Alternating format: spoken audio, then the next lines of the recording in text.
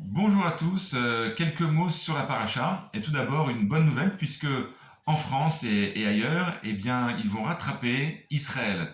En effet, en Israël ce Shabbat, nous lirons parachat Balak et en France et à l'étranger, eh bien, ils liront parachat Chukat et Balak. Donc, à partir de la semaine prochaine et même de ce Shabbat, nous serons exactement au même niveau. Alors, on va dire quelques mots. Donc, cette vidéo va être réservée pour la parachat Chukat et on fera une deuxième, si Dieu veut, sur parachat Balak. Parachat Chukat, eh bien, nous parle, comme son nom l'indique, de cette mitzvah qui est illogique, incompréhensible, de la vache rousse.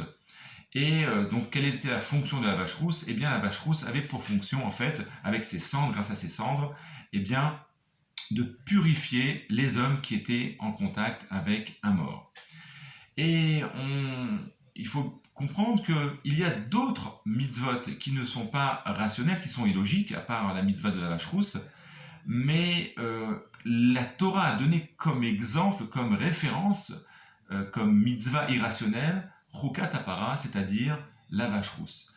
Et on va essayer de comprendre pourquoi la vache rousse, la mitzvah qui est irrationnelle par référence, voilà, eh bien, a trait avec la mort.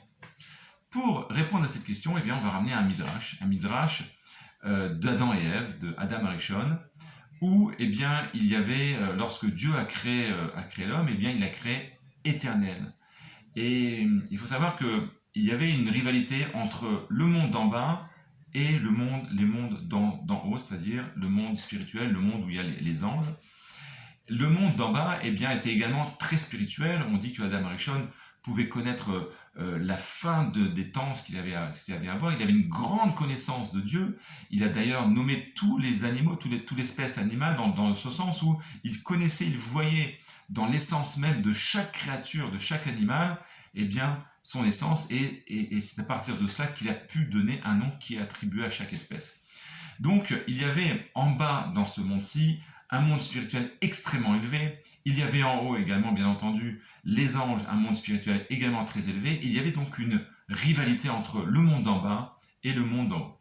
Eh bien, pour essayer de défier le monde d'en haut, eh bien, Adam Arishon a voulu mettre en place une ruse, mettre en place son intelligence, et donc descendre, intégrer en lui-même le mauvais penchant, le Yetzer Hara, et donc de se dire, eh bien, nous, avec ici-bas, dans ce monde-ci, avec le Yetzer Hara, avec le mauvais penchant, eh bien, nous allons défier le monde d'en haut, c'est-à-dire que nous allons leur montrer qu'en bien même nous avons un mauvais penchant, eh bien, nous allons continuer à servir Akadosh Baruch Hu, à servir le Créateur.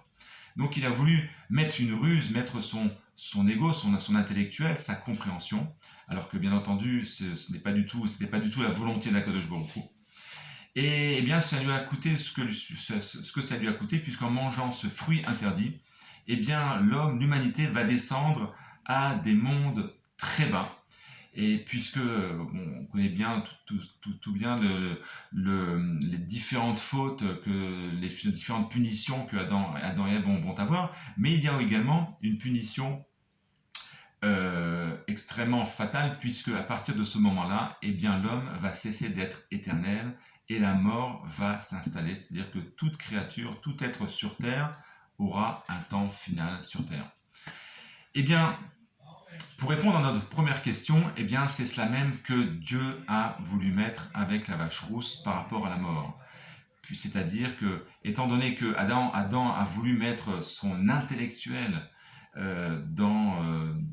par rapport aux fruits, eh bien, à partir de ce moment-là, Akadosh Baruch Hu va lui dire, eh bien, maintenant, tu n'es plus éternel, maintenant tu meurs sur terre, eh bien, pour purifier donc cette mort, eh bien, je vais te donner une mitzvah qui, cette fois-ci, elle, ne sera pas du tout compréhensible, sera absolument illogique et irrationnelle, et tu ne pourras plus mettre ton ego, ton côté logique, là où tu as voulu ruser, là où tu as voulu mettre en défi le monde supérieur. Voilà, donc on a répondu à cette question. Je vous souhaite à tous un Shabbat Shalom. À très bientôt.